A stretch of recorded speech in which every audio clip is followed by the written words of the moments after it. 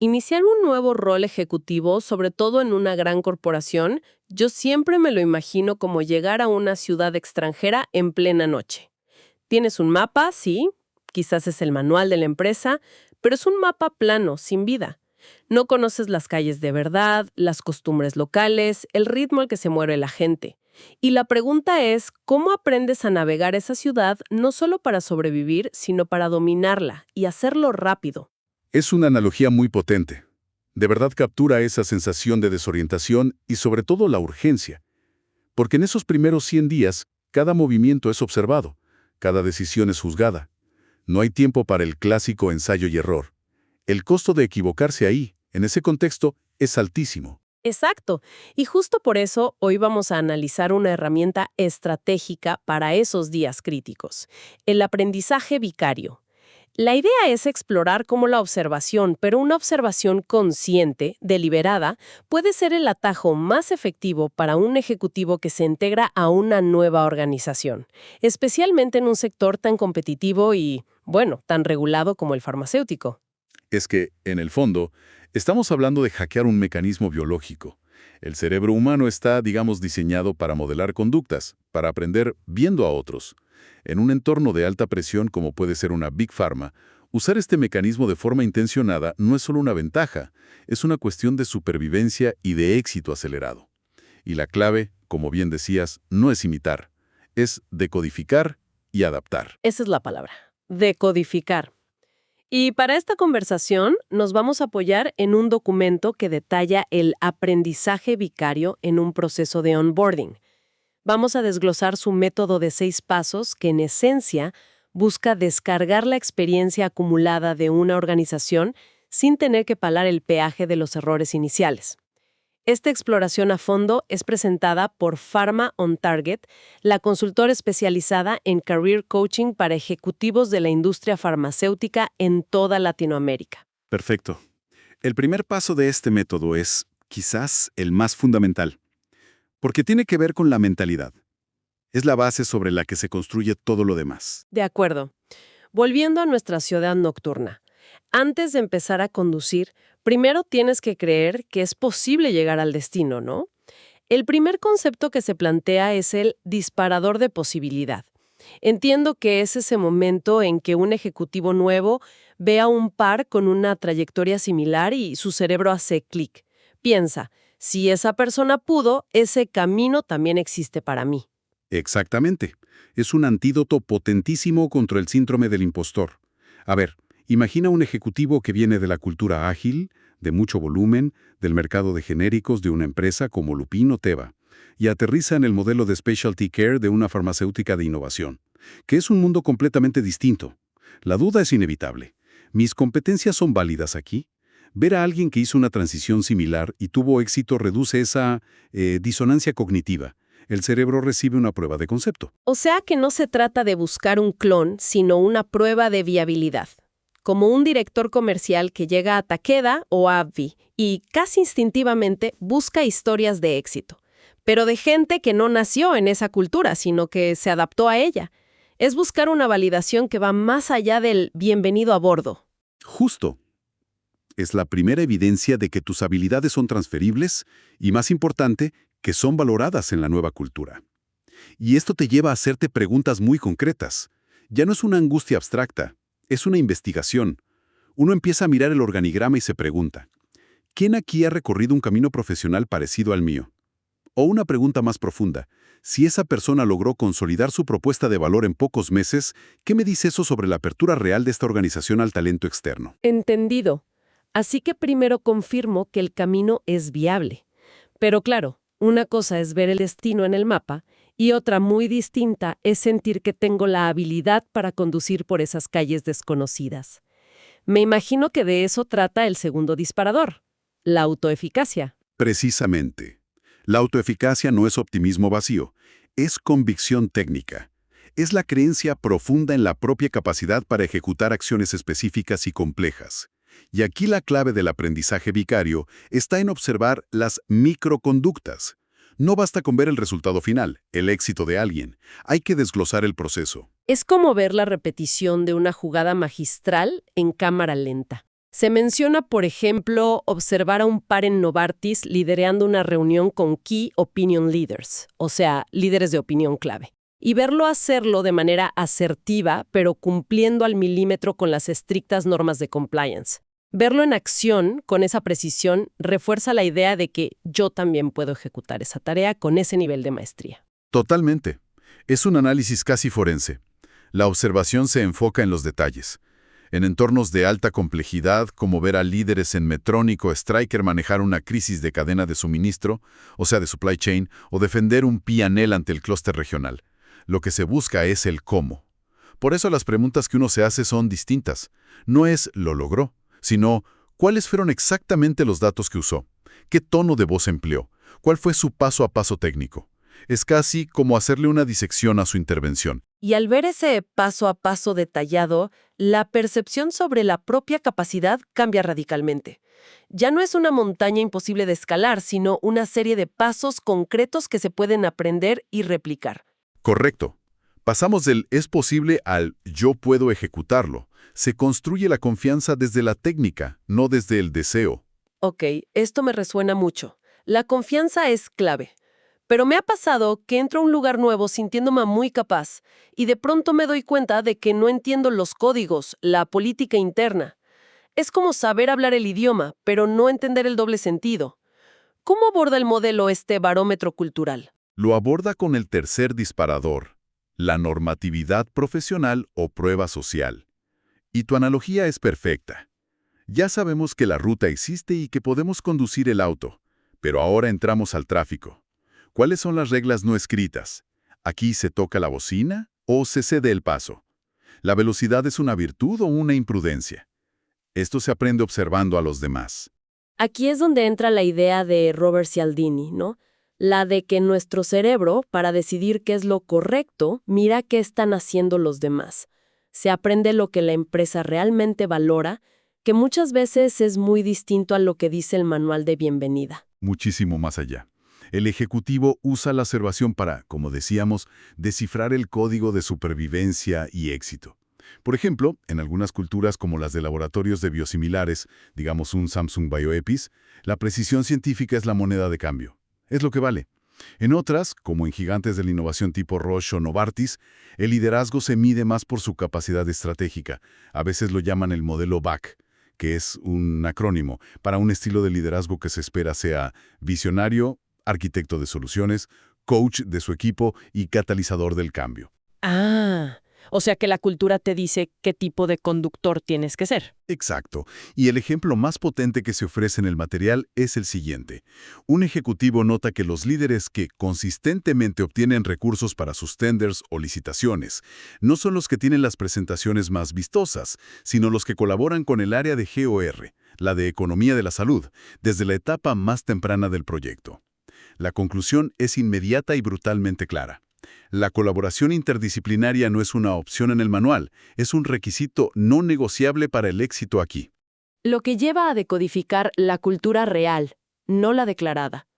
Entonces, para aplicar esto, uno debería preguntarse, si ignorara por completo el manual de la empresa, ¿qué comportamientos son los que de verdad consiguen recursos y aprobación aquí? O también, ¿cuál parece ser la moneda de cambio cultural en una crisis? ¿La confrontación directa para buscar la verdad o la construcción de consenso para mantener la armonía? Esas preguntas van directo al corazón de la política organizacional, que es un sistema operativo invisible que hay que aprender a navegar para poder ejecutar cualquier cosa. Y navegarla rápido es crucial. Este proceso de decodificación suena intenso y podría tomar meses, pero en los primeros 100 días el tiempo es un lujo que no se tiene. Firmas de headhunting como Korn Ferry o Spencer Stuart están monitoreando ese desempeño inicial. ¿Existe un atajo? Afortunadamente sí. Y ese es el cuarto disparador, el atajo cognitivo. Se presenta como el simulador de vuelo para estos primeros 100 días. Es el componente de eficiencia pura de este modelo. La idea es aprender de los éxitos y, sobre todo, de los fracasos ajenos para reducir el riesgo y el tiempo. Eso suena increíblemente eficiente, pero, a ver, ¿no existe el riesgo de aprender las lecciones equivocadas? Si observo un lanzamiento que fracasó, podría concluir que la estrategia era mala, cuando en realidad fue un problema de ejecución o un factor externo. ¿Cómo se diferencia entre una lección útil y un mal dato? Esa es una pregunta excelente y apunta a la necesidad de un análisis crítico. No se trata de copiar ciegamente, se trata de generar hipótesis. Por ejemplo, observar el riguroso proceso de aprobación de material promocional en una empresa como Sanofi te permite entender los puntos de fricción con el área regulatoria. No concluyes, nunca hay que proponer X, sino, si voy a proponer X, debo anticipar la objeción Y del departamento Z.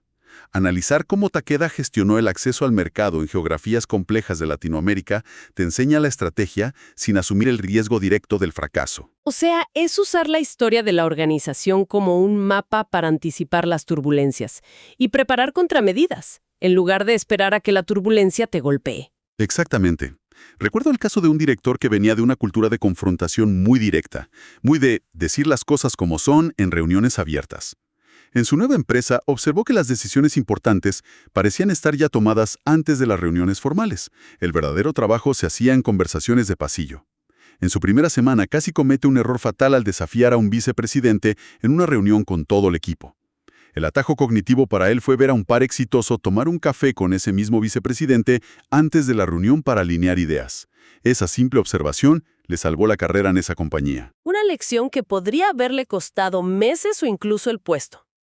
De ahí las preguntas pragmáticas que se sugieren. ¿Qué lecciones puedo extraer de los lanzamientos pasados que no funcionaron en esta empresa?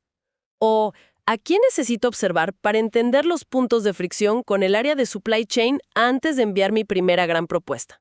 Es inteligencia competitiva, pero aplicada internamente. Entiendo. Así que estamos aprendiendo el mapa, el auto, las reglas del tráfico y los atajos. Pero todo este aprendizaje debe de cambiar al conductor, ¿no? No se puede ser el mismo tipo de líder que se era en la vieja ciudad. ¿Cómo aborda el modelo esta transformación de la identidad? Esa es una transición crítica y es el quinto disparador, la identidad profesional. El desembarco en una cultura corporativa fuerte, como la de BMS o Amgen, obliga a una pregunta fundamental. ¿Quién debo ser como líder en este ecosistema específico? Y no es una pregunta filosófica, es totalmente práctica. Liderar una firma de genéricos como Dr. Reddy's, centrada en la eficiencia y la velocidad, es muy distinto a liderar en una biotecnológica de nicho como Biogen, donde prima la ciencia y la paciencia. Totalmente. El material usa un gran ejemplo. Un ejecutivo que pasa de un laboratorio nacional de gran prestigio como Romers a una Big Pharma global como Pfizer. Debe ajustar lo que se llama el set point de liderazgo. ¿A qué te refieres con set point? Es como el termostato de tu estilo de liderazgo. Hay que recalibrar el enfoque. Quizás se necesite virar de un perfil comercial muy agresivo a uno más enfocado en demostrar el valor científico a través de Medical Affairs o el análisis económico de HEOR. La pregunta, ¿quién soy como líder aquí?, se responde observando qué atributos y comportamientos son consistentemente recompensados y promovidos en la nueva cultura. Es una alineación de identidad casi camaleónica, pero sin perder la esencia. Y las preguntas para esta autocalibración son muy introspectivas. Considerando mi estilo de liderazgo anterior, ¿qué perillas de mi ecualizador personal necesito subir o bajar? Y la más importante, ¿qué nuevos atributos necesito integrar a mi identidad para evolucionar de ser un gerente externo a ser un líder de este laboratorio? Exactamente. Es la diferencia fundamental entre simplemente encajar y realmente pertenecer e influir. Todo esto suena muy estratégico, muy analítico, pero empezar en un nuevo rol es también una montaña rusa emocional. Está la ansiedad, la presión, la duda. ¿De dónde sale la energía, el impulso para hacer todo este trabajo de observación y adaptación? Esa es la pieza final del rompecabezas. El sexto y último disparador. La motivación emocional. Es la chispa que enciende todo el motor. Porque, como bien dices, no todo es un análisis cognitivo o frío. Sin esa energía aspiracional, el proceso se vuelve una tarea agotadora. Se describe como la admiración genuina que se siente por la excelencia de otro ejecutivo. Ver a alguien y pensar, wow, yo quiero llegar a ese nivel de maestría. Y ese sentimiento es increíblemente poderoso. Es lo que transforma la ansiedad paralizante de un nuevo empleo en una búsqueda proactiva de la excelencia. Asegura que el ejecutivo no solo se enfoque en cumplir los KPIs del trimestre, sino que aspire a convertirse en un verdadero agente de cambio. Esta energía es el combustible para superar la enorme presión de esos primeros 100 días. Genuina admiración y, crucialmente, cómo puedo utilizar esa admiración no como una fuente de comparación negativa y autodestructiva, sino como combustible para transformar mi ansiedad en una ambición sana de crecimiento. Esa distinción es vital. No es envidia, es inspiración.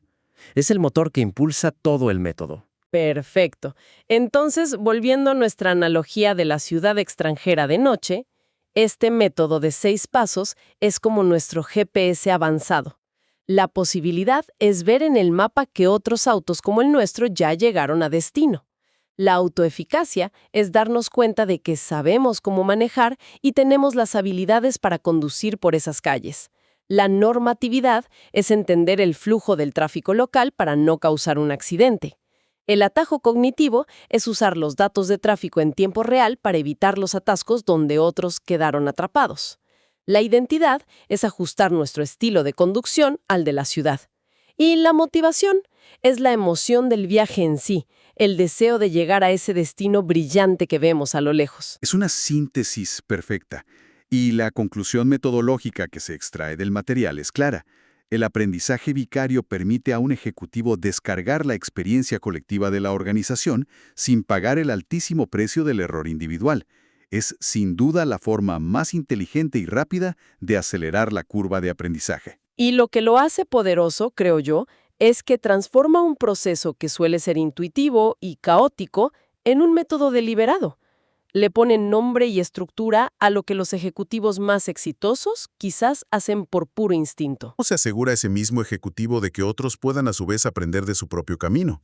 ¿En qué momento la persona que observa se convierte conscientemente en el modelo a seguir para la siguiente generación de líderes? Una pregunta clave para pensar en el legado que se construye desde el primer día. Agradecemos su atención en este análisis profundo. Esta exploración fue posible gracias a Pharma On Target, especialistas en Career Coaching para la industria farmacéutica en Latinoamérica.